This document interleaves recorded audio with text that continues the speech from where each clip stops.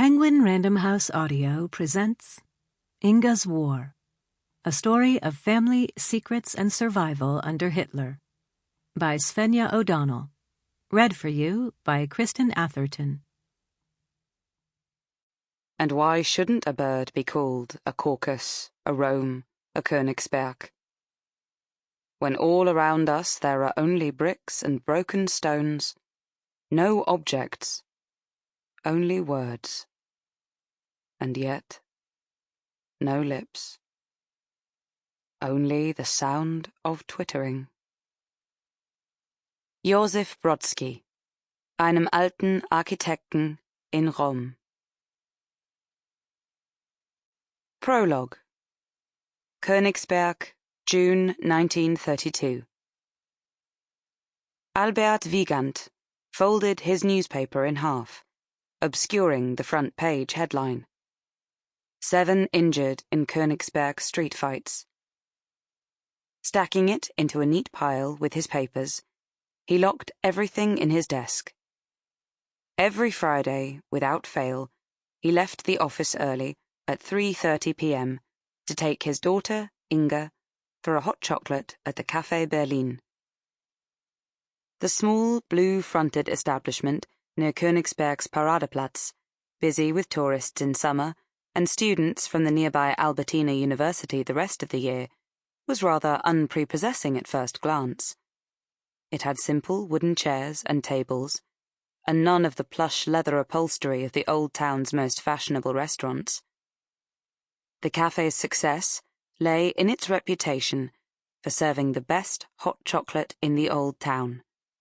It was so thick, your spoon could almost stand up on its own when you tried to stir it, and was served in large white porcelain cups that smelt of cinnamon and cocoa, topped with rich whipped cream with a pot of milk to thin it on the side.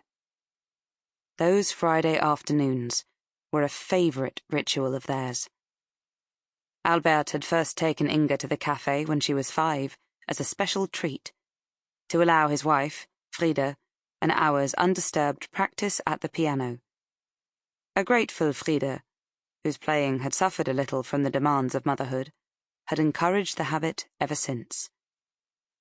He and Inge would sit together, and he would tell her about the latest happenings in the wine and spirits trade, which restaurants had placed the biggest order, and who was making the best schnapps. Inge would tell him about her week at school, which lessons she'd enjoyed the most, which girls were in trouble with the teacher, and which tricks they had played on each other. He would laugh heartily over every scrape and commiserate over the small trials of a schoolgirl's life. Inge was born in July 1924, 2 years after her parents' marriage, and had come to them almost as a miracle, as Albert and Frieda had met and fallen in love late in life. Albert was 45, and Frieda 39 at the time of Inge's birth. She was now 8 years old, a pretty, blue-eyed girl with thick, dark curls, a quick smile, and a vivacious manner. She was an only child, and, though charming, could be demanding too. Her parents, and sometimes even the other inhabitants of their block of flats, indulged her more than they ought. Albert took off his jacket as he made his way to the Altstadt where they lived, in Königsberg's very centre, to collect his daughter. It was a warm afternoon, presaging the intense heat that often descended on the city at the height of summer.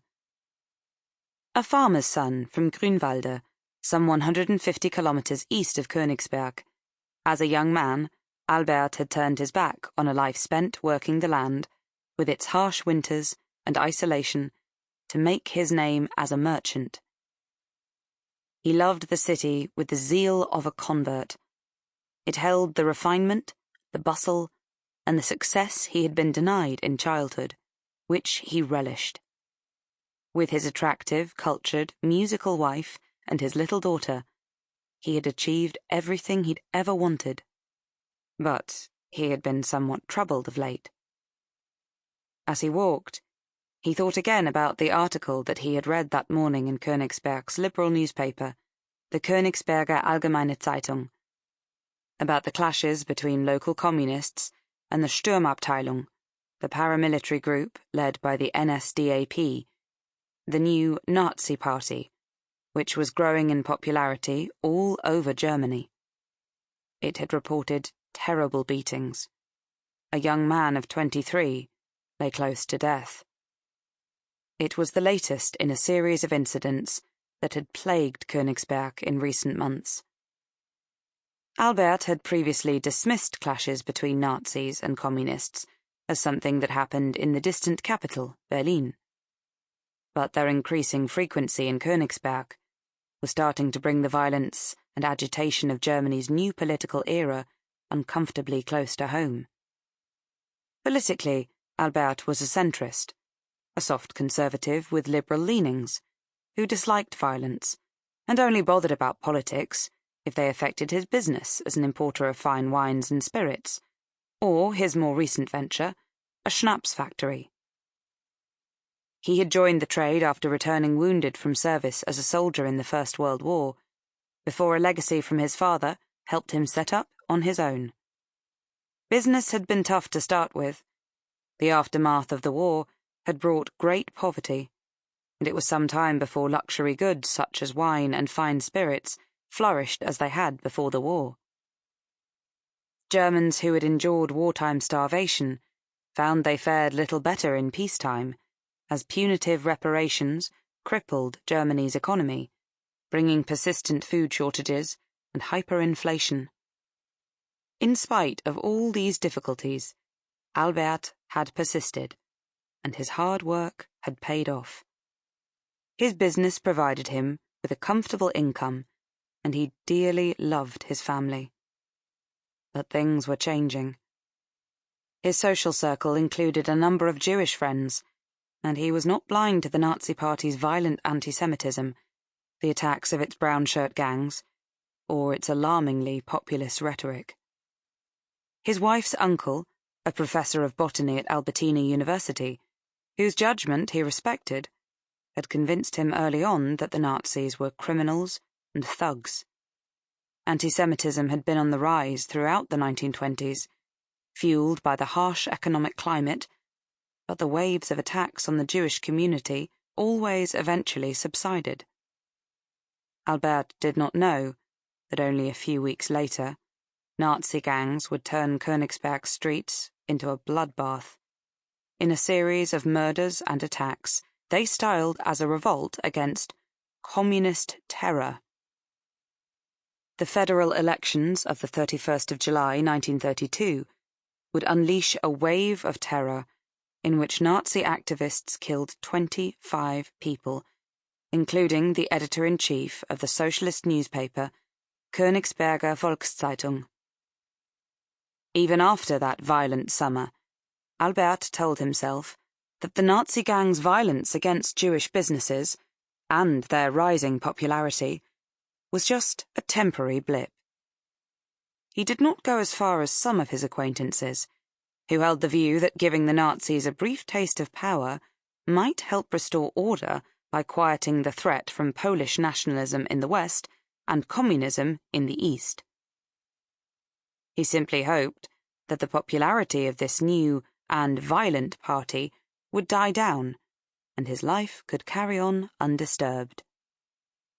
Thomas Mann, writing for the Berliner Tageblatt newspaper in early August 1932, from his holiday home in Nieden, 100 kilometers northeast of Königsberg, hoped the violence that hit the city in the first week of that month would finally open the eyes of its intelligentsia.